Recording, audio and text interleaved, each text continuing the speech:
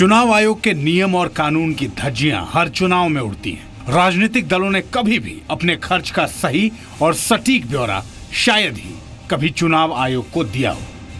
लिहाजा भ्रष्टाचार के खिलाफ सख्त कदम उठाने वाली मोदी सरकार अब सियासी चंदे को लेकर भी कुछ कदम उठा सकती है।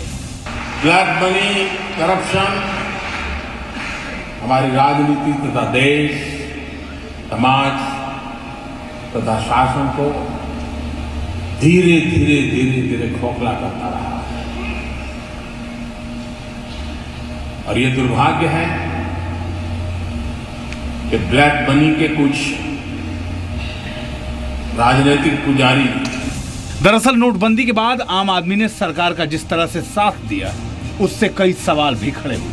मसलन ये माना गया कि भ्रष्टाचार को लेकर दूसरे को सीख देने वाली सियासी पार्टियों का खुद का दामन पाक साफ नहीं है। वो गुप्त तरीके से चंदा लेती हैं और इसका हिसाब देने के लिए भी उन पर दबाव नहीं बनाया जा सकता। लिहाजा तमाम सियासी पार्टियों ने फंडिंग का हिसाब किताब देने का सवाल उछाला। हालांकि इस मुद्दे पर अब तक कुछ भी ठोस नहीं हो सका है। चंदे को लेकर आयोग ने केंद्र सरकार को अहम सुझाव दिए हैं। दरअसल राजनीतिक दलों को इनकम टैक्स के कानून 13A के तहत छूट मिली है कि वो 20,000 से कम की रकम का हिसाब चाहें तो चुनाव आयोग को नहीं दें। सियासी पार्टियां इसी एक्ट का बेजा इस्तेमाल कर रही हैं और एक मुश्त चंदे की रकम 20,000 से कम लेकर हिसाब देने से बचती रही।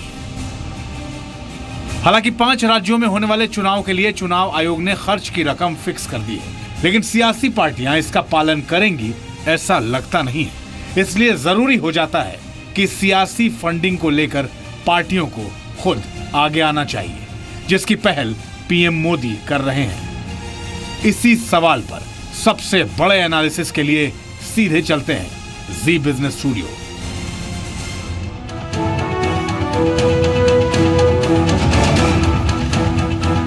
नमस्कार, मैं हूं गौरव अग्रवाल। राजनीतिक दलों को फंडिंग को लेकर हमेशा से सवाल उठते रहे।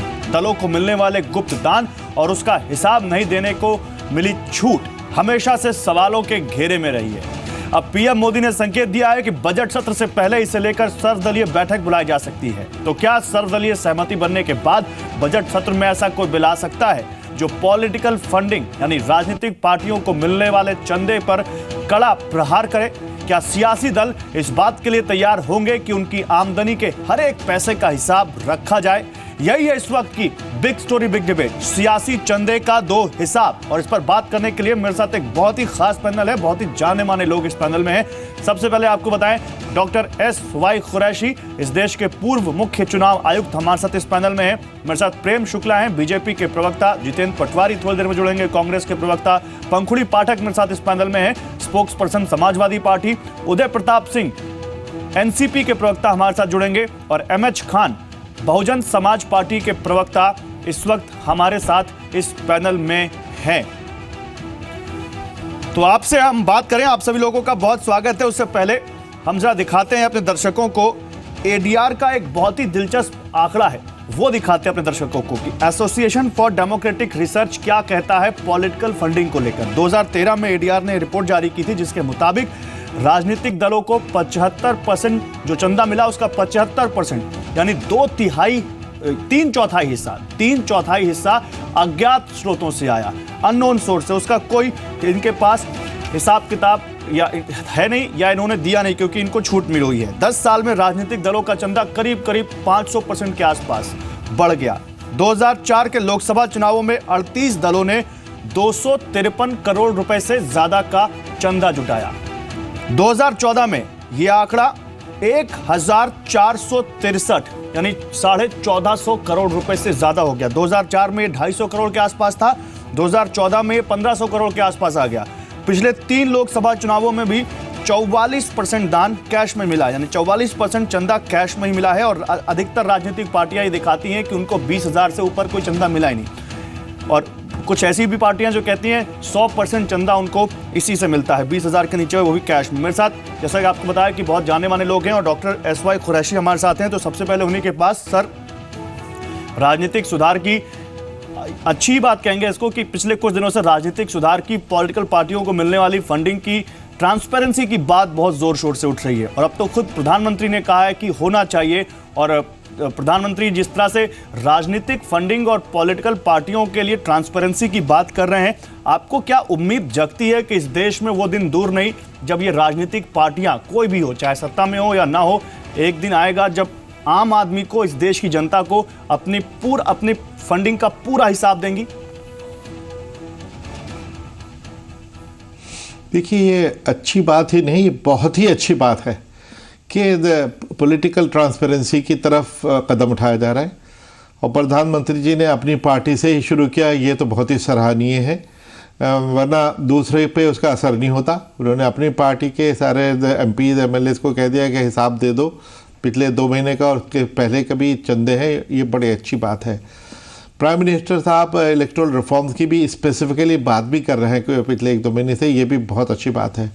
ये रिफॉर्म की प्रपोजल कम से कम 20-25 साल से पार्लियामेंट के सामने, गवर्नमेंट के सामने पेंडिंग रहे हैं, लेकिन उस पर कोई एक्शन ही नहीं होता था, जो बड़े दुख की बात थी।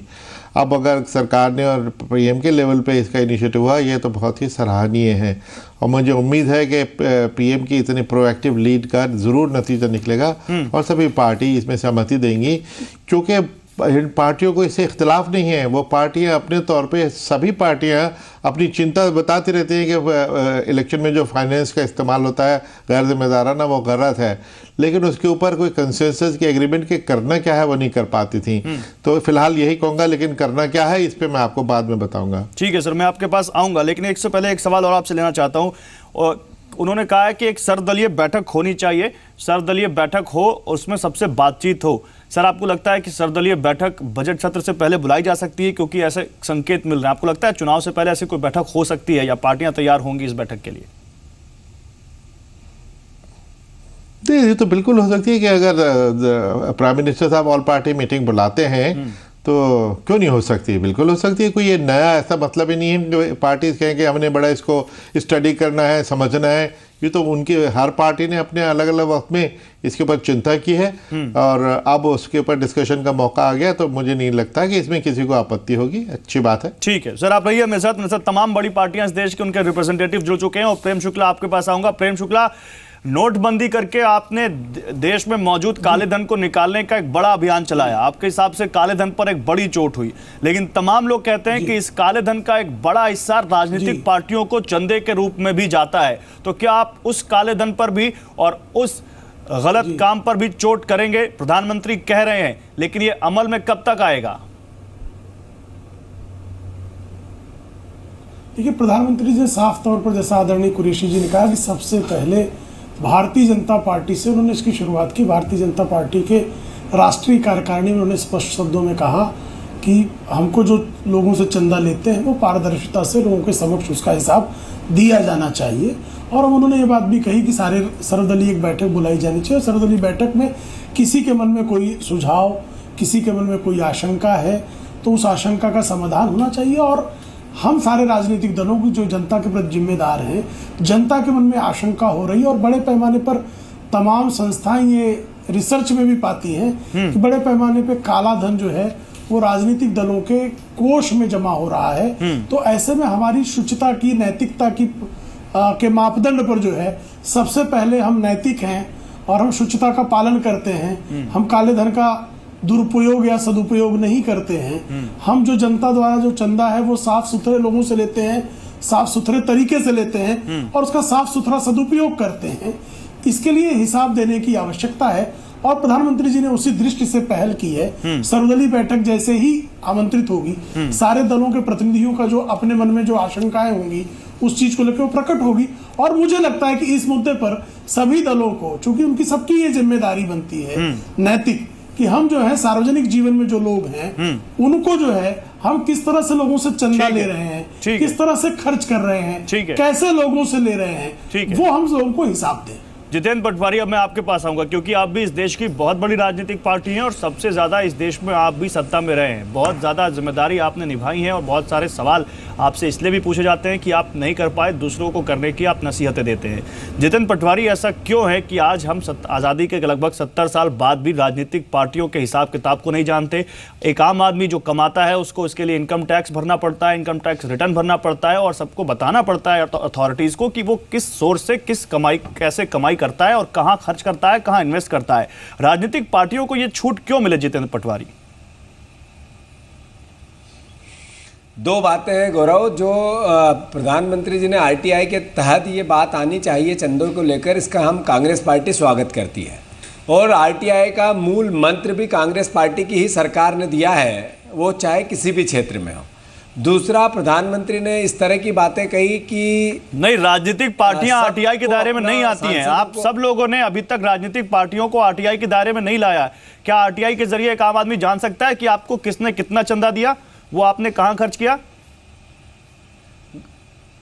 गौरव, आरटीआई को आए कितना समय हुआ है, उसके तहत जो चुनाव सुधार की एक प्रक्रिया सतत चलती रहती है और उसी के तहत ये आज इस भाव को देश की जनता ने चाहा कि इस तरह का आरटीआई का जो राजनीतिक दलों का चंदा है वो भी देश को पता चलना चाहिए। कांग्रेस पार्टी इसका स्वागत भी करती है और इस सुधार में सहयोगात्मक रवैया भी रखेगी। पर सवाल ये है कि मेरे देश के प्रधानमंत्री ने ये कहा कि आरटीआई के तहत राजनीतिक दल आने चाहिए और उन्हीं की पार्टी के सांसदों ने 97 सांसदों ने ये कहा कि हमें जो पैसा मिला चुनाव आयोग में लिख के दिया, ये हमारी पार्टी ने दिया। और जब पार्टी से ये पूछा गया तो वो डिनाई कर गई। ये हिसाब है, ये मेरा आरोप नहीं है, ये चुनाव आयोग की लिस्टिंग है। 1 मिनट में पूरी बात होने दें।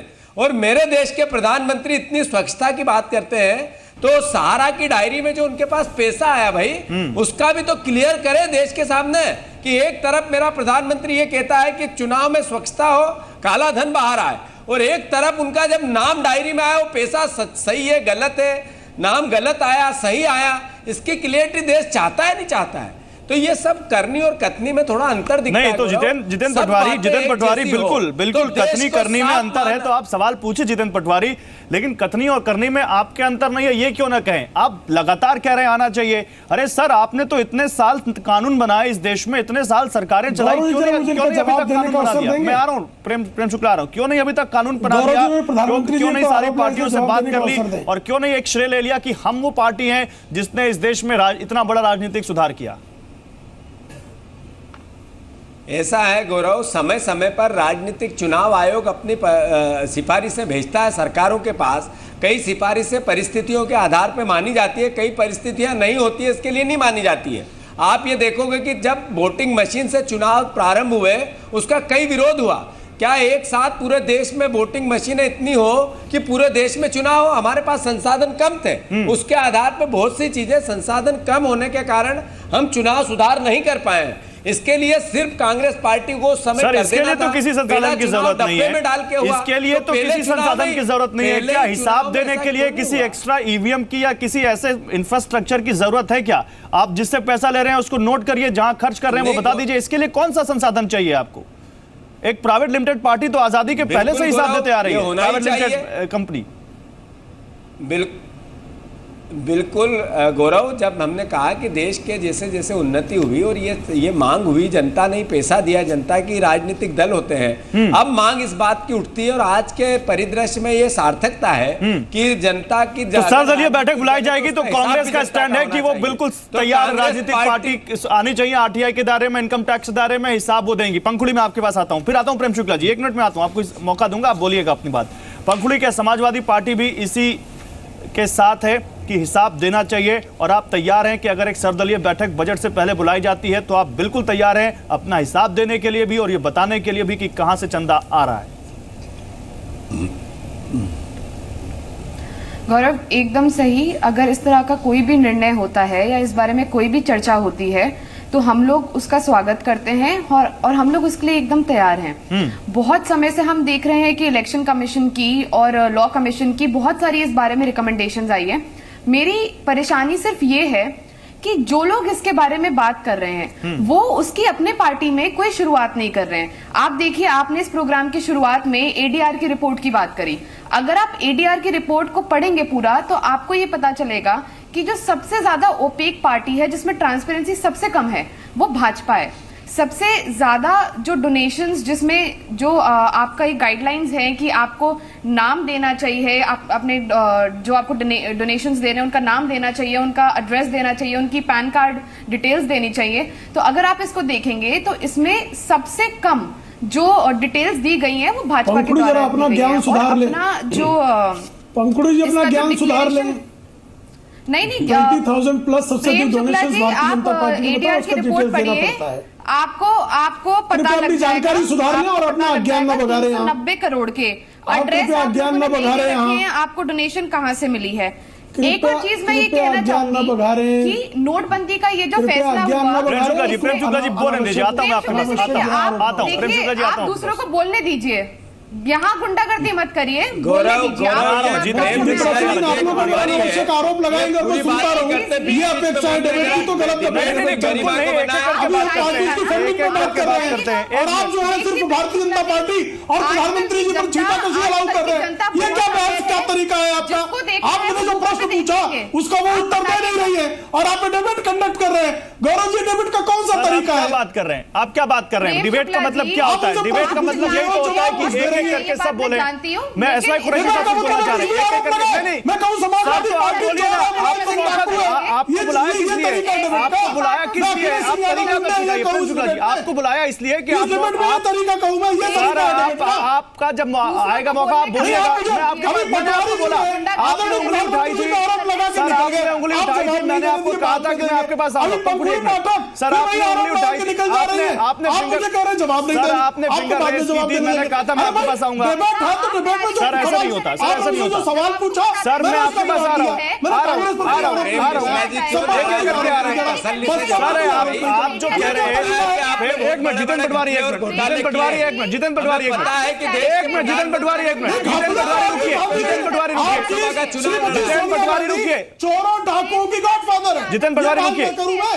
सर आप बोलिए, आपको मौका दूंगा, आप अपना पूरा पक्ष रखिएगा और मैं किसी को बीच में बोलने नहीं दूंगा। सर आप बोलिए, मैं किसी को बीच में नहीं बोलने दूंगा, लेकिन एक एक करके बात करते हैं। मैं एक एक करके बात करते हैं ना, मैं आऊंगा, आपकी बात व्यूअर को समझ में ना आए तो आपकी बात बेकार चली जाएगी। इसी तरह पंखुड़ी की बात व्यूअर को समझ में ना आए तो पंखुड़ी की बात बेकार चली जाएगी। सर मैं जो सवाल पूछूंगा उस पर तो आप भी नहीं टिकेंगे। नहीं आप बोलिए, आपको मौका दूंगा, आपको बुलाया इसलिए कि आप अपना पक्ष रखिए, लेकिन आराम से आराम से आराम से आराम से सर जवाब मांगिए। हाँ बिल्कुल मांगेंगे, हर सवाल का जवाब मैं बिल्कुल मांगूंगा। आराम से बात करते हैं सर, हम लोग क्यों अपना टेम्पर क्यों लूज कर रहे हैं? हम आराम से बात करते हैं, मैं आपको पूरा मौका दूंगा, आप बोलिएगा। पंखुड़ी अपनी बात पूरी करिए। एसवाई नहीं एक मिनट एसवाई कुरैशी साहब आ रहा हूं आपके पास। एसवाई कुरैशी साहब आ रहा हूं सर। मुझे सर 5 मिनट बर्बाद चले गए इसी तरह हमारी आपकी बहस में। एक एक करके बात करते हैं। पंखुड़ी आ रहा हूं, पंखुड़ी में आ रहा हूं। कुरैशी साहब आप कुछ कहना चाह रहे थे? देखिए, मैं ये कहना चाह रहा हूं कि जिस तरह बहस चल पड़ी और डिबेट पटरी से उतर गई, ये बड़ा गलत है। आज का जो टॉपिक था कि प्राइम मिनिस्टर ने अगर कहा है कि फाइनेंशियल रिफॉर्म्स होने चाहिए, डिबेट उसी पे कन्फाइंड रहनी चाहिए। सारे पार्टिसिपेंट ये बताएं कि वे अच्छा प्रस्ताव है कि नहीं, डायरी में क्या हुआ, अब तक वो क्या करते रहिए, उसमें जाने से तो जिद बहस ही शुरू हो जाएगी, तो मैं ही शुरू हो जाएगी। उसको जरूर करें, बाद में करें। पहले जो मेन मुद्दा है कि इसके बारे में क्या कमेंट है, क्या ये अच्छा सुझाव है, क्या ये पार्टियां आके उसमें ऑल पार्टी मीटिंग में आएंगी, उनके प्रस्ताव क्या बनेंगे, उस पर बहस करें। लेकिन सर कई बार क्या होता है, राजनीतिक पार्टियां अपनी कन्वीनियंस के हिसाब से जवाब देती हैं, और इसलिए मेरी सबसे यह रिक्वेस्ट है कि आप लोग मुद्दे पर हैं, मुद्दे पर बात करें। जैसा कि एसवाई कुरैशी साहब ने कहा, बहुत सीनियर हैं, सारी चीजों को समझते हैं, आप अपनी बात कहिए, लेकिन मुद्दे की बात जरूर करते हैं और एक एक करके सबको मौका दिया जाएगा, सब अपनी बात रखेंगे, सबको मौका मिलेगा। पंखुड़ी अपनी बात पूरी करिए। पटवारी साहब आ रहा हूं।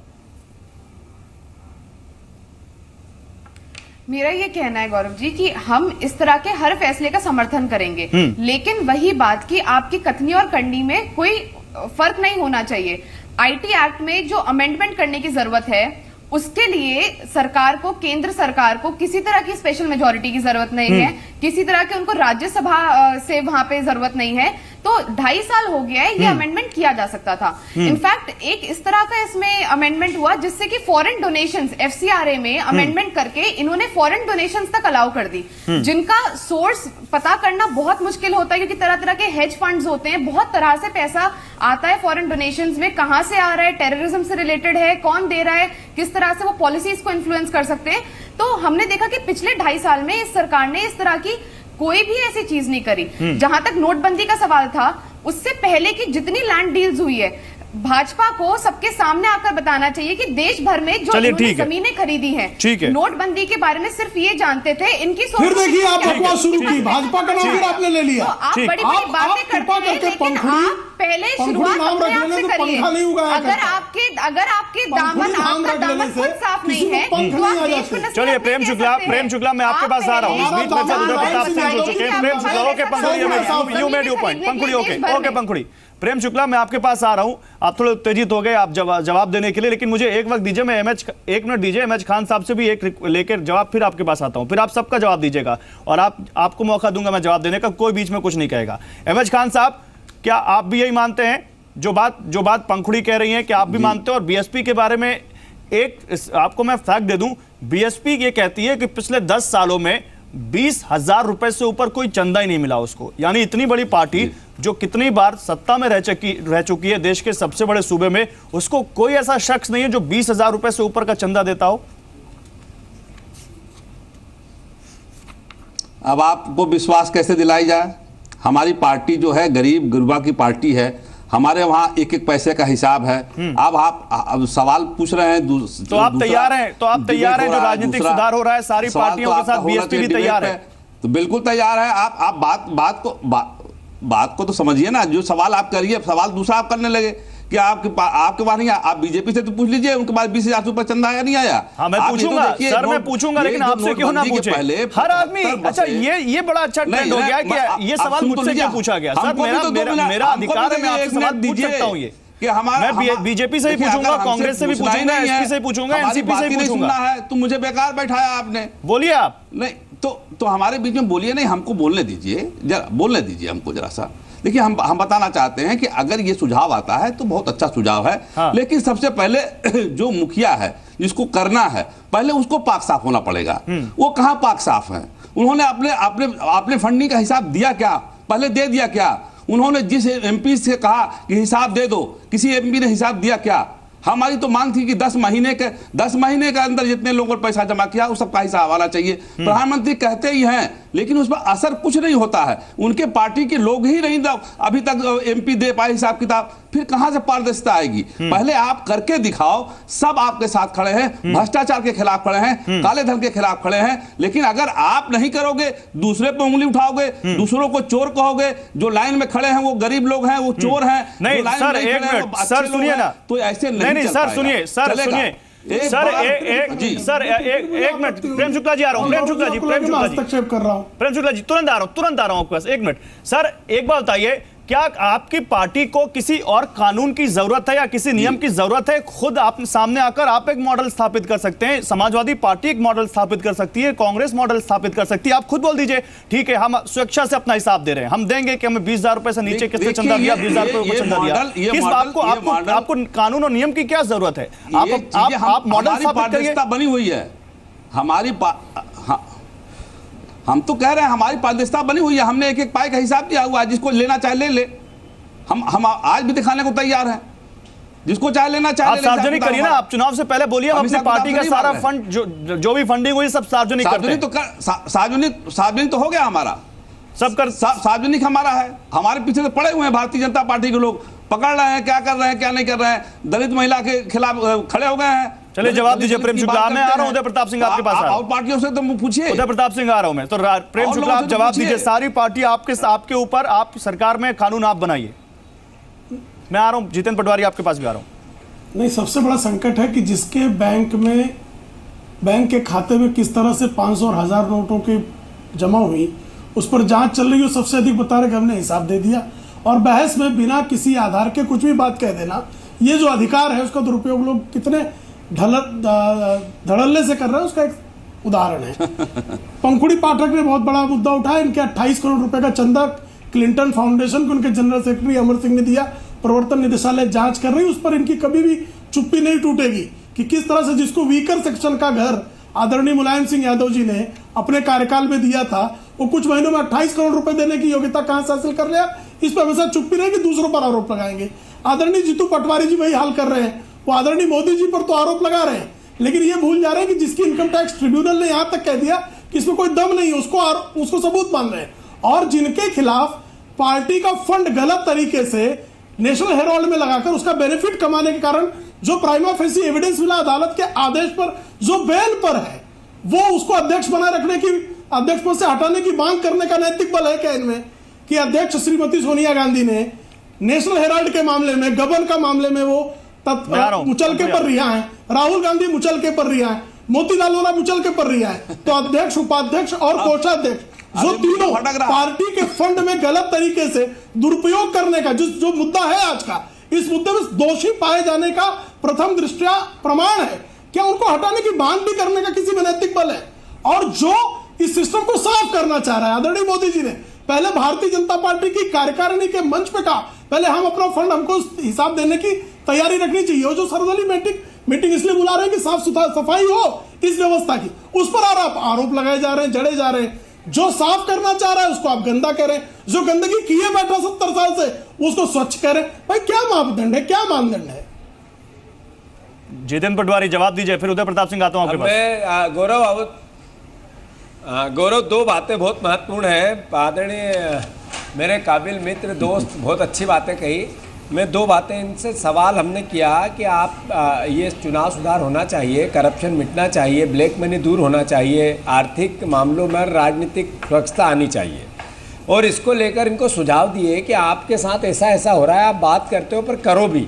अब आप देखोगे दूसरी पार्टियों पर आरोप लगाए इन्होंने तीनों ने। आप प्रेम मिश्रा जी ये बताएं, आप विपक्ष में बैठे हैं कि सरकार में? अगर ये इतनी ही लापरवाही है, इतना ही करप्शन है, सरकार में बैठकर कह रहा हूं श्रीमती सोनिया गांधी का इस्तीफा मांगने का नैतिक जरा पूरी बात सुने, हम बीच में बोले मिश्रा जी, हम बीच में बोले आपके, आप में एक तो ये सभ्यता नहीं है, आप बीच में बोलते हो। आराम से सर, आराम से, हम रुचि क्यों कर रहे हैं? आप इतने अच्छे से बोल रहे हैं, आराम से। प्रेम शुक्ला, आराम से, साफ सुथरा, आप जिस तरीके से मूर्खतापूर्ण बहस करते हैं, don't be personal, don't be personal, please make some decency, please. आप पूरा सवाल, प्लीज डोंट बी पर्सनल, जवाब क्यों नहीं सुनते? आप बीच में क्यों बोलते हैं? डोंट बी पर्सनल, बुद्धि होनी चाहिए कि आप नेशनल टेलीविजन पे बैठे हैं। आपका ब्लड प्रेशर क्यों बढ़ गया? आपका इसलिए बढ़ गया कि आप इसी भाषा को समझते हैं। ब्लड प्रेशर क्यों बढ़ गया? आप इसी भाषा को समझते हैं शुक्ला जी। सीधा जो आपसे ज्यादा जोर से बोल सकता हूँ चटवारी जी, प्लीज चिल्लाइए मत, आपसे ज्यादा जोर चिल्लाइए मत भाई। गौरव, मेरा अनुरोध ये है कि बोलिए। प्रेम मिश्रा जी की पार्टी सत्ता में है, अगर किसी भी प्रकार का करप्शन इनको पकड़ में आता है तो कार्रवाई करे भाई। ये सर्कस नहीं चला रहे, सरकार चला रहे हैं। और प्रधानमंत्री जी जिस हिसाब से जांच कर रहे हैं, तो आप जो है मोर्चा लेके निकली थी आपकी अध्यक्षा, एक बार बोलते हैं, दूसरी बार भ्रष्टाचार की जांच शुरू हुई, पूरी बात सुने मिश्रा जी, पूरी बात सुने मेरे भाई, फिर पूरा जवाब दे। आप नेशनल टीवी पे बैठे जवाब दे तो सुनिए, आप इतनी सभ्यता क्यों नहीं है? आप सबका समय खराब करते हैं, आपकी इतना मूर्खता। Don't be personal, please. Jitendra Patwari, आप मत खराब करें ना, आप तो मुद्दे पर रहिए। जितेंद्र पटवारी, आराम से, आराम से बहस करते हैं, आराम से। जितेंद्र पटवारी, आराम से। का सही जवाब नहीं। तो आप ये कह रहे हैं जितेंद्र पटवारी, आप ये कह रहे हैं कि अगर कोई कानून आता है, कोई नियम आता है, तो कांग्रेस उसका विरोध नहीं करेगी। बिल्कुल आप सरकार के साथ खड़े होंगे अगर सरकार राजनीतिक सुधार और फंडिंग की बात कहती है, हिसाब देने की। गौरव पूरी बात नहीं हुई मेरी। बोलिए पूरी बात नहीं, बोलिए। मेरा दो बातें हैं। ऐसा है तो प्रेम मिश्रा जी से मेरा अनुरोध है कि आप इतने बड़े टेलीविजन पे बैठे हैं, आप आपका अवसर आए तब बोले, आप बीच बीच। अच्छा ठीक है, वो समझ गया सर, समझ गया। आप बोलिए आगे। एक चीज, दूसरी चीज कि राजनीतिक समझे नहीं है,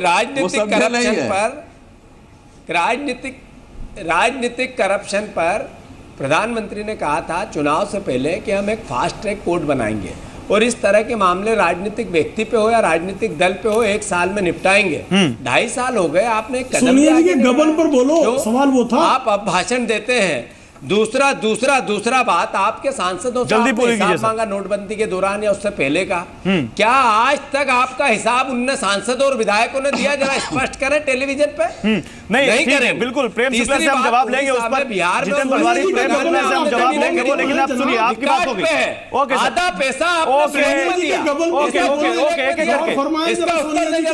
ठीक है, प्रेम शुक्ला जवाब लूंगा आपसे, प्रेम शुक्ला जवाब दीजिएगा। लेकिन मैं आ रहा हूँ पंखुड़ी, एक मिनट में सर उदय प्रताप सिंह जुड़े हैं, बहुत देर से बैठे हैं, एक सवाल उनसे ले लूं एनसीपी का, फिर आता हूं आपके पास।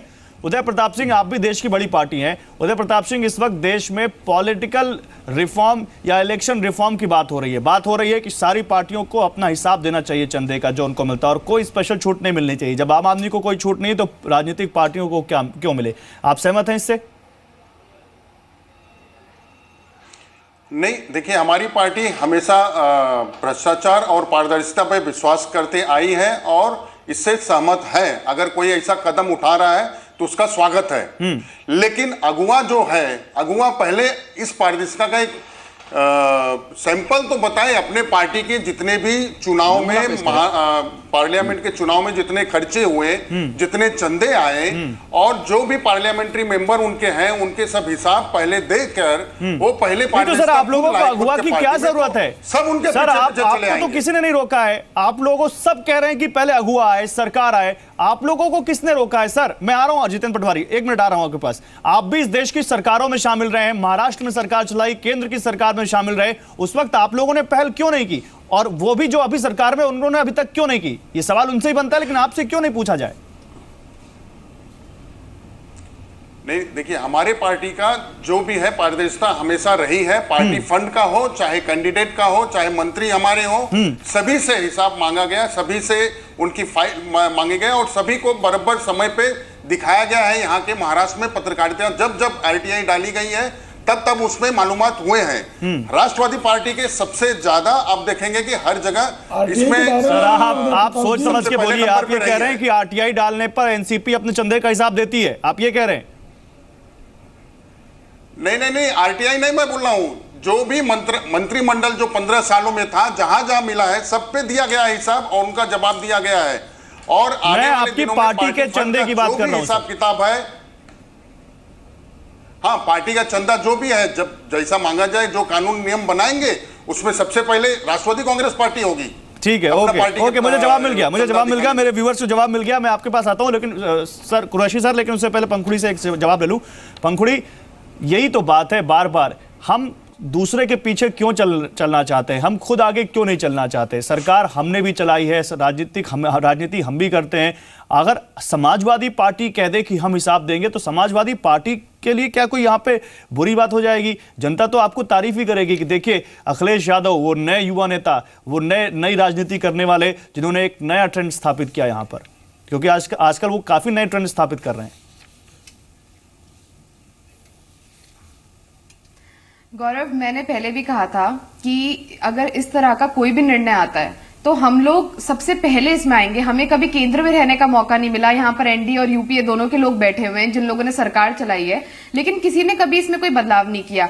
मैं अकेले यहाँ पर एक स्टेट पार्टी से बैठी हूँ, बाकी सब नेशनल पार्टी के यहाँ पर लोग हैं, लेकिन किसी तरह की हम देखेंगे भाजपा के प्रवक्ता यहाँ पे इतनी बड़ी बड़ी बातें कर रहे थे, लेकिन जो इनका चुनाव था, पिछला लोकसभा का चुनाव, जिस तरह से उसमें पैसा बहाया गया, जितने उसमें मार्केटिंग करी गई, अडानी जी के जिस तरह से प्लेन में ट्रैवल किया करते थे प्रधानमंत्री जी, जो कि अडानी जी जो सबसे बड़े बैंक डिफॉल्टर्स में से हैं देश के, तो इन सब चीजों का क्या ये सब पॉलिटिकल फंडिंग में ट्रांसपेरेंसी में नहीं आना चाहिए? तो मेरा ये कहना है कि जो ये बात लेकर आ रहा है उसको मैं इनको हस्तक्षेप ठीक है सर, एक मिनट आ रहा हूं सर, आप बोलिएगा, आपके पास आऊंगा। देखिए, आप बाद में भी आप एक काम क्यों नहीं करते? जो मैं कह रही हूँ आप उसको सुन लीजिए, उसके बाद आप जवाब दीजिए।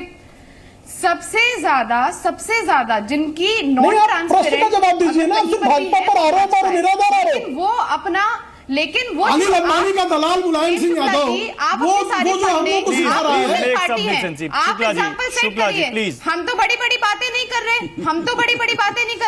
आप बड़ी बड़ी बातें कर रहे हैं, तो आप अपनी सारी पॉलिटिक्स। मुलायम सिंह यादव जो बेहिसाबी संपत्ति के मामले में जेल जाते जाते बचे हैं, ये खुद कबूलते हैं। पॉलिटिकल फंडिंग वेबसाइट पर डालेंगे, वो हम पर आप अपनी पॉलिटिकल फंडिंग सब वेबसाइट पर डालेंगे।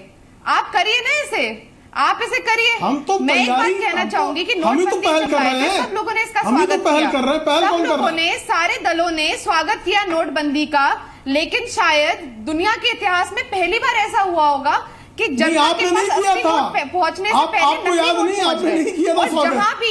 और जहां भी नोट पकड़े गए, ज्यादातर भाजपा के नेताओं के पास नोट पकड़े गए। भ्रष्टाचार आपके पार्टी के लोग किस तरह सपा के नेताओं के पास से पकड़े गए, जो जिस तरह से जाकर बैंकों में लेकिन आप लोगों ने स्टेट गवर्नमेंट के बल पर जो नोट बदलवाए, इसकी भी जांच क्योंकि आपके पास 2.5 साल ठीक है सर, एक एक करके। ओके पंखुड़ी, ओके पंखुड़ी, ओके पंखुड़ी, ओके। पर आप लोग सिर्फ बात करते हैं, काम नहीं करते हैं। ठीक है, ओके। मैं कुरैशी साहब आपके पास आऊंगा। कुरैशी साहब, आप ज्यादा बेहतर जानते हैं सर कि कैसे इस देश में राजनीतिक पार्टियों के ऊपर चुनाव लड़ने के लिए एक लिमिट तय की जाती है, विधानसभा चुनावों में, लोकसभा चुनावों में, लेकिन हम सब जानते हैं कि ये पार्टियां उससे कहीं ज्यादा, कई गुना खर्च कर जाती हैं। सर, उसके ऊपर भी कभी हमने नहीं देखा कि कोई इनके ऊपर एक्शन हुआ हो, कभी इनसे पूछा गया हो इलेक्शन कमीशन की तरफ से, या वो साबित नहीं हो पाता है। क्या दिक्कत आती है सर? क्योंकि ऐसा अगर इलेक्शन कमीशन की तरफ से भी कोई एग्जाम्पल सेट किया जाए कि अगर किसी प्रत्याशी ने या किसी विधायक ने या किसी उम्मीदवार ने लिमिट से ज्यादा पैसा खर्च किया हो तो उसके ऊपर एक्शन हो जाए, तो शायद इनमें डर हो। देखिए, एक तो एक बुनियादी प्रॉब्लम है कि कैंडिडेट के ऊपर तो खर्चे की एक लिमिट है। जैसे विधानसभा के लिए इस वक्त 28 लाख खर्च कर सकते हैं, लोकसभा के लिए 70, लेकिन पार्टी के ऊपर कोई लिमिट नहीं है। अब एक कैंडिडेट तो 28 लाख खर्च करे, उसकी पार्टी उसको पे 10 करोड़ खर्च कर दे, तो एक उससे तो लेवल प्लेइंग फील्ड डिस्टर्ब होती है। देयरफॉर सबसे पहला रिफॉर्म तो ये कि पॉलिटिकल पार्टी के एक्सपेंडिचर पे भी एक लिमिट हो जानी चाहिए। और क्योंकि हमसे जब पार्टियों से बातचीत होती है, दुखी सब हैं, लेकिन वो कहते हैं कि जब दूसरा कैंडिडेट 10 करोड़ खर्च कर रहा है तो मैं कैसे सस्ते में कर लूँगा, और अगर सब पे अंकुश लग सकेगा तो सब खुशी होंगे। तो इसलिए पहले तो पॉलिटिकल पार्टी पे कैप लगाइए। मैं तो कहता हूँ जो उसके बाद चूंकि खर्चा बहुत करते हैं तो फिर आपको पैसे जमा भी बहुत करना पड़ता है, और किस किस तरीके से करना पड़ता है वो सबको मालूम है। वही आज के आपके चर्चा का विषय भी है कि कोई लोग छुपाते हैं, 80% तक सोर्स नहीं पता, आता है, उसका भी इलाज है। मैं तो ये कहता हूँ कि पॉलिटिकल, सुनिए, बोलिए सर, आप बोलिए, आप बोलिए। उसका मैं इलाज जो सजेस्ट करता हूँ और करता रहा हूँ, लिखित में कोई सुनता नहीं, कि इसकी state funding of political party, election की नहीं, पॉलिटिकल पार्टी की स्टेट फंडिंग शुरू कीजिए, क्योंकि पॉलिटिकल पार्टीज को पैसा जरूर चाहिए होता है डेमोक्रेसी के लिए। और वोट, हर वोट के ऊपर अगर हम 100 रुपए दें तो मैंने हिसाब लगाया था कि 55 करोड़ वोट जो पड़े थे तो 5,500 करोड़ रुपए स्टेट फंड से मिल जाएंगे, चेक से आपको। और सारी पार्टी ने मिल के मार धाड़ करके किस तरह 4,000 करोड़ जमा किए थे, उसकी जरूरत खत्म हो जाएगी। आप एक वोट के ऊपर 100 रुपए लेते जाइए, और उसके बाद फिर पाबंदी लग जाए कि फिर नो प्राइवेट डोनेशन, और सरकारी पैसा होगा, उसकी ऑडिट होगा सरकारी ऑडिट। यस, ये तो यूरोप के 70% देशों में ऑलरेडी चल रहा है। वहां ये समस्या इसलिए नहीं आती कि पॉलिटिकल पार्टी फंड के बिना तो रह नहीं सकती, लेकिन उनको अब अगर किसी बिजनेसमैन से करोड़ों लेती हैं, उसके बदले उनको कोई लाइसेंस, कोई ठेका या कुछ ना कुछ देना पड़ जाता है। उस सब से निजात मिल जाएगी, पॉलिटिशियन की डिग्निटी बढ़ जाएगी कि आप परफॉर्मेंस के बेसिस पे ले लीजिए। और वोट के बेसिस पे जो आपको पैसा मिलेगा, एक वोट पे 100 रुपए, उसको तो कोई फर्ज भी नहीं कर सकता, क्योंकि वोट की तो गिनती इतनी सैक्रोसैंक्ट है, उसमें तो कोई मैनिपुलेशन भी नहीं। सब बहुत अच्छा सुझाव है आपका। ये सुझाव अमल में क्यों नहीं आया अभी तक? सबका फायदा है। अभी आ रहा हूं, जितिन पटवारी, तुरंत आ रहा हूं। ये सुझाव अभी तक अमल में आया क्यों नहीं?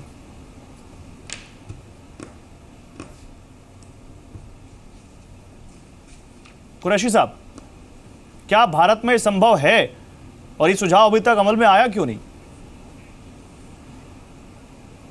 जी, क्योंकि इसको पॉलिटिकल पार्टी ने इस पर गौर ही नहीं किया, इसके ऊपर डिबेट ही नहीं की। और संभव क्यों नहीं है? जैसे मैंने कहा कि अगर यूरोप के 70% देशों में चल रहा है और दुनिया के कुछ और देशों में भी है, तो वहां कामयाब हो सकता है, तो हमारे यहाँ कामयाब न होने का कोई वजह ही नहीं है। इसकी तरफ ध्यान ही नहीं दिया, कि इस पर डिबेट ही नहीं की गई। और अब जैसे प्रधानमंत्री जी ने अगर पॉलिटिकल फाइनेंस रिफॉर्म की बात की है, तो ये तो सबके लिए ओपनिंग मिल गई। ये सब उसमें जाके अपने अपने सुझाव लेके जाएं और सबसे पहले इसी सुझाव पे गौर करें, और मुझे लगता है कि इस पे सहमति हो जाए तो ये तो बड़ा अच्छा है, इसका सारी प्रॉब्लम का समाधान हो जाएगा। आफ्टर ऑल पॉलिटिकल पार्टी जो चंदा इकट्ठा करती हैं, इनको इनसे इन्हीं से पूछे कितनी इंडिग्निटी का सामना करना पड़ता है। बिल्कुल। किसी के जबरदस्ती हाथ मोड़ा, किसी की टांग तोड़ी पैसा खसोटने के लिए, कोई खुश थोड़ी होते होंगे। डिग्निटी के खिलाफ है, उस सबको खत्म किया जा सकता है। ठीक है सर, मैं आपके पास दोबारा आता हूं। मैं जितेंद्र पटवारी आपके पास आता हूं, फिर निखिल मंडल हमारे साथ जेडीयू से जुड़ चुके हैं, उनके पास भी जाएंगे। जितेंद्र पटवारी अपनी बात पूरी कीजिए 40 सेकंड में। सर दो बातें हैं गौरव, जो कुरैशी जी ने कही बहुत अच्छी बात है। ये फंडिंग स्टेट फंडिंग के पार्ट पे प्ले होना चाहिए। जब तक राजनीतिक दलों में चंदे का प्रोविजन बना रहेगा, जब तक कि उस पर ये पारदर्शिता नहीं आ सकती। कहीं न कहीं कुछ झूठ बोलकर, कोई रास्ते निकाल कर, किस तरह क्या, क्योंकि 20,000 करोड़ रुपया में और खासकर मीडिया को मैनेज करके प्रधानमंत्री ने चुनाव लड़ा है। ये वक्त तो दूसरे दलों से अपेक्षा करते हैं कि ये कुछ न करे और हम सब सर आप बार बार प्रधानमंत्री पर जितेंद्र पटवारी मेरी बात सुनिए सर। आप बार बार दूसरे पर आरोप लगा रहे हैं। सर मेरे पास एक आंकड़ा मैं आपको बताना चाहता हूं, आप बताइए जरा। चुनाव आयोग 2015 के आंकड़े हैं जी। बीजेपी ने जब लोकसभा चुनाव 2009 में लड़ा था तो उसने 281 करोड़ रुपए खर्च बताया था अपना, और जब 2014 में लड़ा तो वो खर्च बढ़कर 714 करोड़ हो गया। ठीक है, इनका बहुत तेजी से बढ़ा। लेकिन कांग्रेस ने जब लोकसभा चुनाव 2009 में लड़ा तो उन्होंने अपना खर्च बताया 380 करोड़ रुपए, और जब वो 2014 में चुनाव लड़ते हैं तो कांग्रेस का खर्च भी 516 करोड़ रुपए हो गया सर, ऑलमोस्ट डबल। तो बीजेपी ने अगर इतने ज्यादा पैसे खर्च किए तो कांग्रेस ने भी तो उतने ही पैसे खर्च किए हैं। बीजेपी ने अडानी अंबानी से चंदा ले लिया, कांग्रेस ने किससे चंदा लिया सर? ऐसा है गौरव, दो बातें बहुत महत्वपूर्ण कही आपने, और कांग्रेस का भी जो खर्चा बढ़ा है इसको भी मैंने किसी भी दल के लिए हम वो लोग ही नहीं है कि हमारे लिए अलग नियम और दूसरे के लिए अलग नियम। नहीं तो आप तुरंत दूसरी पार्टी पे जा रहे हैं, हो सकता है उसने जो आप कह रहे हैं वो आरोप उन पर लगे हो, लेकिन अपने बारे में भी तो कुछ बोलिए ना सर। आप कांग्रेस के बारे में कुछ भी नहीं बोल रहे। ऐसा है गौरव, अभी आज ही की इंदौर की घटना है, कटनी की घटना है। 500 करोड़ का हलवाला कारोबार पकड़ा गया। किसका पकड़ा गया? एक मंत्री है भारतीय जनता पार्टी के, पंकजा मुंडे के पैसे पकड़े गए। आप ये देखो, वासवानी एक भोपाल में एक है, उसके 100 करोड़ रुपए पकड़े गए। ये नोटबंदी के दौरान भारतीय खुद हवाला कारोबारी हैं। आप इससे अर्चना चिटनीस, अब हम ये बातें सुन कर गौरव देखिए, फिर मैं इसलिए ये सवाल खड़े होते हैं गौरव। बिहार में, उत्तर प्रदेश में, पश्चिम बंगाल में, उड़ीसा में जमीनें खरीदी। ये गौरव जी, आप ये देखिए, आपके प्रश्न का जवाब न देकर आप उनको समय दे रहे हैं कि आदरणीय प्रधानमंत्री जी के चरित्र पर एक आदमी किचन उछाले, और कौन आदमी किचन उछाल रहा है जिसकी राष्ट्रीय अध्यक्षा 420 है। ये आरोप है कोर्ट में, राष्ट्रीय अध्यक्षा 420 है, ये आरोप है। तो 420 चिल्लाए, 420 की सरकार नहीं है वो। ये सवाल देश जिस पर आरोप सर हम लोग थोड़ी नैतिकता का ध्यान दें। जितेंद्र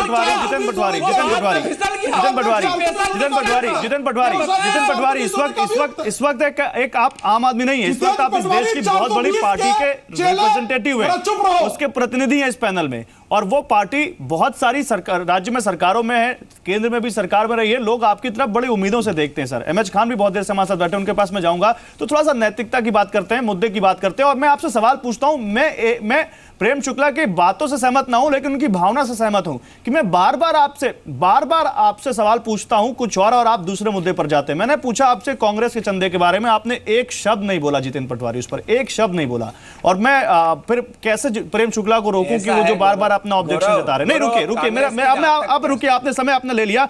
मैं निखिल के पास जाऊंगा। मेरे साथ निखिल मंडल जुड़ चुके हैं, जदयू के प्रवक्ता। निखिल मंडल, नीतीश कुमार का भी एक बहुत अच्छा बयान आया, कुछ दिन पहले ही आया। उन्होंने कहा कि 1 रुपया भी किसी राजनीतिक पार्टी को चंदा मिले तो उसका हिसाब मिलना चाहिए। तो क्या जदयू आने वाले दिनों में, चाहे कोई पार्टी दे या ना दे, चाहे कोई सरकार कोई कानून बनाए ना बनाए, क्या ये माने कि जदयू आने वाले दिनों में अपने सारे चंदे का और अपनी सारी फंडिंग का हिसाब देगी, या देना चाहिए कि नहीं देना चाहिए? नहीं, देखिए बिल्कुल देना चाहिए, और हमारे मुख्यमंत्री नीतीश कुमार जी ने स्पष्ट शब्दों में, और मुझे लगता है कि भारतीय राजनीति में जितने भी राजनेता हैं उसमें सबसे पहले आगे आकर नीतीश कुमार जी ने ये कहा कि जो ये स्लैब की जो बात हो रही थी कि 20,000 से घटा के 2,000 कर दिया जाए, तो हमारे मुख्यमंत्री जी ने तो स्पष्ट शब्दों में कहा कि उसे 2,000 क्यों किया जाए, 1 रुपए का भी हिसाब होना चाहिए। क्योंकि देखिए अगर 1 रुपए की भी बात हो और अगर जो हमारा ये हो क्या रहा है, हो ये रहा है कि जो 20,000 से कम वाले जो स्लैब का उसका कोई हिसाब नहीं होता। जनरली ये देखा जाता है कि पॉलिटिकल पार्टीज ये कहती है कि कार्यकर्ताओं ने डोनेट किया, तो अगर आप उसे 1 रुपए भी करेंगे तो वो फायदेमंद रहेगा, क्योंकि अगर 2,000 करेंगे तो जनरली पॉलिटिकल पार्टीज क्या करेगी, लूप होल्स खोज के कार्यकर्ता का लिस्ट बढ़ा देगी और फिर वही चीज रह जाएगा। तो हमारी पार्टी का क्लियर स्टैंड है कि हम लोग इसके साथ हैं और स्वागत योग्य कदम है और सर सारी पार्टियां साथ हैं। निखिल मंडल, मैं आपको एक ईमानदार नई पीढ़ी का नेता मानता हूं, आपको समझता हूं कि आप जो बातें करते हैं सही करते हैं और सुलझी हुई करते हैं।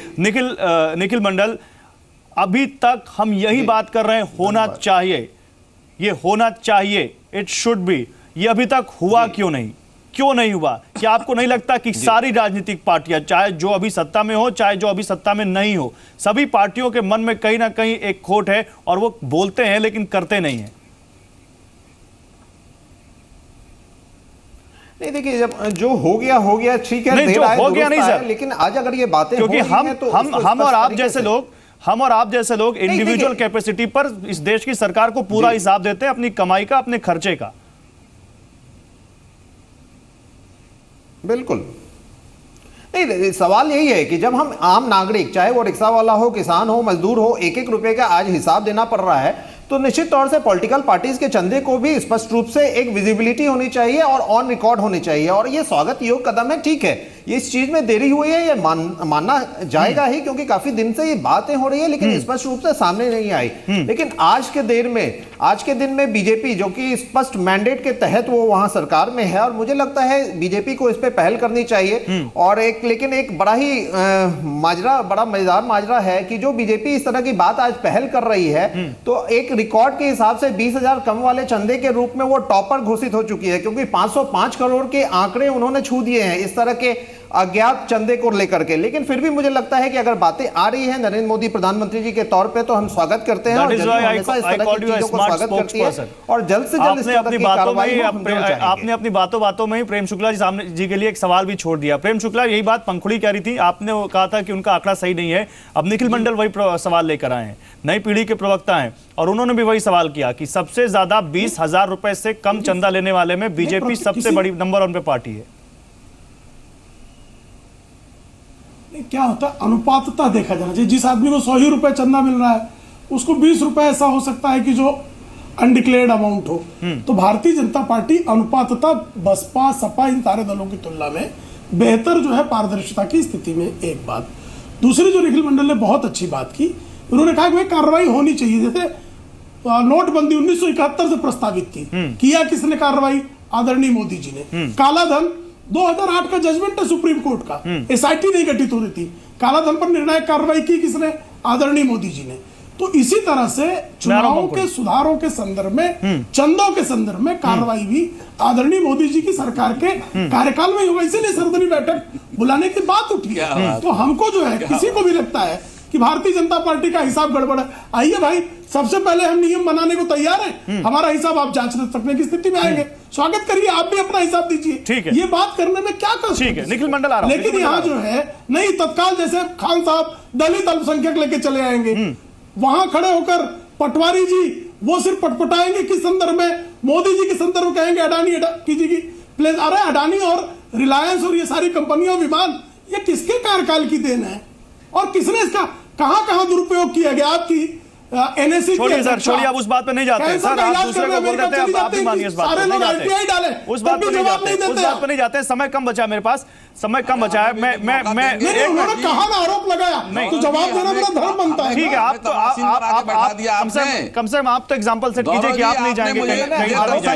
खान साहब आपके पास आ रहा हूँ, एमएच खान आपके पास आ रहा हूँ। एमएच खान, छोड़िए पार्टी पॉलिटिक्स की बात नहीं, आप सीनियर पॉलिटिशियन हैं। खान साहब, मैं दूसरा सवाल लेके आ रहा हूँ आपके पास। खान साहब, आप तो इतने सीनियर पॉलिटिशियन हैं, आपने इतने चुनाव, बात ही नहीं कर रहे ना मुझसे। सर मैं आ रहा हूं आपके पास, आपने तो इतने चुनाव देखे होंगे सर, आपने इतनी राजनीति देखी होगी देश में। सर क्या ये मजबूरी है किसी भी राजनीतिक पार्टी के लिए कि धन बल का यूज ना करें तो चुनाव नहीं जीत सकते? क्या मजबूरी बन गई है? आप हो सकता है जैसा कि कुरैशी साहब कह रहे होंगे, आप लोगों को भी अच्छा नहीं लगता, लेकिन क्योंकि एक सिस्टम ऐसा डेवलप हो गया हमारे देश में कि जिसके पास पैसा नहीं वो चुनाव नहीं लड़ सकता, इसलिए मजबूरी है आप लोगों की इस तरह से फंडिंग इकट्ठा करना। नहीं, ये कुरैशी साहब की बात सही है। जब आपके सामने दूसरा एक कैंडिडेट खड़ा होता है और वो इतना धन बल खर्च कर देता है, आदमी ये सोचता है कि हम गरीब हैं, हमारे पास पैसा नहीं है, तो हम भी कहीं से कुछ करें। कुछ लोग कहते हैं कि आप नहीं खर्च कर रहे हैं, आप नहीं दौड़ा कर रहे हैं, आपकी गाड़ियां कम चल रही हैं, और जितना हिसाब किताब होता है, ये चुनाव आयोग जो वो सिस्टम बनाए हुए है वो उससे मैं सहमत बिल्कुल नहीं हूं। जो कैंडिडेट बना के दे देता है उसी पर मुहर लगा देता है। दूसरी बात ये कि प्रधानमंत्री की बात से मैं सहमत हूं, लेकिन नीयत उनकी ठीक नहीं है। क्योंकि सबसे पहले 8 तारीख की नोटबंदी के पहले 75 बसें यहां आके खड़ी हो गई, हाईटेक बसें, 500 मोटरसाइकिल, 5000 मोटरसाइकिल यहाँ आ गई। तो प्रधानमंत्री की अगर नीयत साफ होती तो ये काम नहीं करते। वो उसके पहले वो 4-5 जनसभाएं कर चुके लखनऊ में। जी लखनऊ में 75 बसें, हाईटेक बसें जिसमें सारी सुविधाएं मौजूद हैं, वो खड़ी हो गई वहां करके। और गोरखपुर में, कुशीनगर में मोटरसाइकिल चुनाव निशान के साथ पकड़ी गई, वहां रजिस्ट्रेशन हो रहा है। जब आप कहिए कोई चीज पहले अपने आप को पाक साफ करिए, तब आप चोर कहिए। चोर को चोर कहेगा तो कोई सुनेगा नहीं। आप अच्छा, किसी मुख्यमंत्री के घर आपके हिसाब से हमारे सब अजीब आदमी हो, बात क्या हो रही है, बात क्या सुनने के लगे। आप नोट गिनने बसे, तुम्हारे पास नोट गिनने की बसें नहीं है क्या? नहीं, अब आप कुछ भी बात कर रहे पंखुड़ी, फाइनल कमेंट शुरुआत आपसे। ओके, ओनली पंखुड़ी, और किसी की आवाज सुनाई नहीं पड़ेगी। पंखुड़ी आप बोलिए, पहले आप अपना दावा बोलिए। गौरव, फाइनल कमेंट पंखुड़ी, समय कम है। गौरव, मेरी आपसे एक रिक्वेस्ट है कि अगली बार जब भी आप इस मुद्दे पे डिबेट करेंगे तो आप जनता के सामने, अपने दर्शकों के सामने एडीआर की रिपोर्ट जरूर रखिएगा, ठीक है, ताकि प्रेम शुक्ला जी लोगों को भ्रमित ना कर पाए और उनका भी थोड़ा ज्ञान बढ़े। तो इसलिए आप ये एडीआर की रिपोर्ट जरूर रखिएगा ताकि सब लोग फैक्ट्स एंड फिगर्स पे बात कर सकें। ठीक है, जल्दी आप, बस ये फाइनल कमेंट है आपका। आप इस मुद्दे पे और कुछ नहीं बोल रही कि आप आगे इस पहल का स्वागत करती हैं? नहीं, मैं ये कहना चाहती हूँ कि हम पूरी तरह से इसका स्वागत करते हैं, लेकिन हम ये चाहेंगे कि पूरी तरह से फेयर तरह से इसको किया जाए। और भाजपा ने अभी तक जो जितना खर्चा किया है उसको भी वो डिक्लेयर करे। ठीक है, सबको करना चाहिए, बीजेपी क्यों, सबको करना चाहिए। कुरैशी साहब, एक फाइनल कमेंट आपसे। ओके, 5000 करोड़ रुपए उन लोगों ने। ओके, कुरैशी साहब, एक फाइनल कमेंट आपसे। सर, आपने बड़ा अच्छा सुझाव दिया था। एक मिनट सर, आपने बड़ा अच्छा सुझाव दिया था। प्रधानमंत्री की इस पहल से आप कह रहे उम्मीद भी जगती है, तो क्या ये माने, हालांकि दूर की कौड़ी लगती है, लेकिन क्या माने कि स्टेप बाय स्टेप इस देश की पॉलिटिक्स और पॉलिटिकल पार्टीज भी मैच्योर हो रही हैं और बहुत दिन तक जनता के इस जवाबदेही को वो टाल नहीं पाएंगी अपने चंदे का हिसाब देने से? देखिए, हाँ, मेरे ख्याल में तू ममे के बीच में भी अच्छी बात ये हुई कि सबने इस प्रस्ताव का समर्थन किया। मेरा बस ये सबसे निवेदन ये होगा कि प्रधानमंत्री की मीटिंग तो मुझे लगता है जरूर बुलाएंगे, तो अपने अपने सुझाव तैयार कर लें और अपने अपने प्रस्ताव बना लें, ताकि क्या होना चाहिए, एक कॉन्क्रीट हम कदम उठाने की पोजीशन में पहुंच पाएंगे। ठीक है, बहुत शुक्रिया सर, आप सभी लोगों का बहुत शुक्रिया। तो कुल मिलाकर सियासी चंदे का 2 हिसाब कोई भी पार्टी कहे, प्रधानमंत्री ने भी कहा है, अगर कांग्रेस कहती तो भी इस बात का समर्थन होना चाहिए, अगर Samajwadi party, Bahujan Samaj party, NCP या XYZ इस देश की कोई भी पार्टी इस बात को उठाती तो भी इस बात का समर्थन होना चाहिए। क्योंकि अगर एक आम आदमी अपने कमाए हुए पैसे पर हिसाब देता है, टैक्स देता है, तो राजनीतिक पार्टियों को भी हिसाब देना चाहिए। आप टैक्स छूट से उनको अलग करते हैं, वो अलग मसला है, लेकिन हिसाब तो मिले, किसने कितना पैसा कहां से दिया और ये पैसा कहां खर्च हुआ। कम से कम ये तो पता चले कि पॉलिटिकल फंडिंग कितनी सही है और कितनी सही नहीं है। ये बहस छिड़ी है देश में नोटबंदी के बाद, और उम्मीद करते हैं कि बहस नहीं रह जाएगी, बल्कि एक कानून बनकर सामने आएगी, एक नियम बनकर सामने आएगी, जिसका पालन ये देश की सारी पार्टियां करेंगी। फिलहाल बिग स्टोरी बिग डिबेट में बस इतना ही। आप देखते रहिए ज़ी बिजनेस। नमस्कार।